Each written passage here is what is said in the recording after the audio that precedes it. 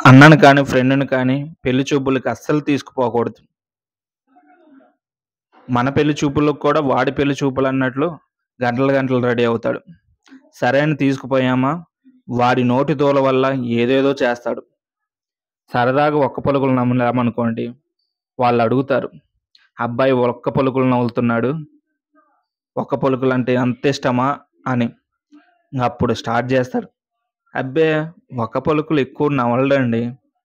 ఏదో సిగరెట్ తాగినప్పుడు మాత్రమే నములుతాడు. ఏంటి అబ్బాయి సిగరెట్ తాగుతాడా? సిగరెట్ మాత్రం రోజు తాగుతాడేంటండి? అప్పుడు మాత్రమే తాగుతాడు.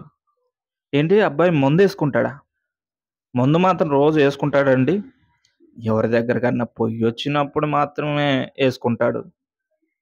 ఏంటి ఎవరి దగ్గరకన్నా పోతాడా? ఎవరి దగ్గరకన్నా రోజు పోతాడేంటండి? పేకాట ఆడి మనసు బాగోలేనప్పుడే మాత్రమే పోతాడు. ఏంటి పేకాట ఆడతాడా? పేకాట మాత్రం రోజు ఆడతాడేంటండి? ఉద్యోగం పోయి బాధలో ఉన్నప్పుడు మాత్రమే ఆడతాడు. ఏంది అబ్బాయికి ఉద్యోగం లేదా? ఇవన్నీ చెప్పిన తర్వాత వాళ్ళక్కడి నుంచి తరిమేయకుండా ఉంటారా? ఒకరి నోటి దూల వల్ల పెళ్లి చూపులు మాయం. పెళ్లి చూపులు చెడగొడతాడు. పెళ్లి కాకుండా చేస్తాడు. ఇలా చేస్తా ఉంటే వయసు కూడా పెరిగిపోతా ఉంటది.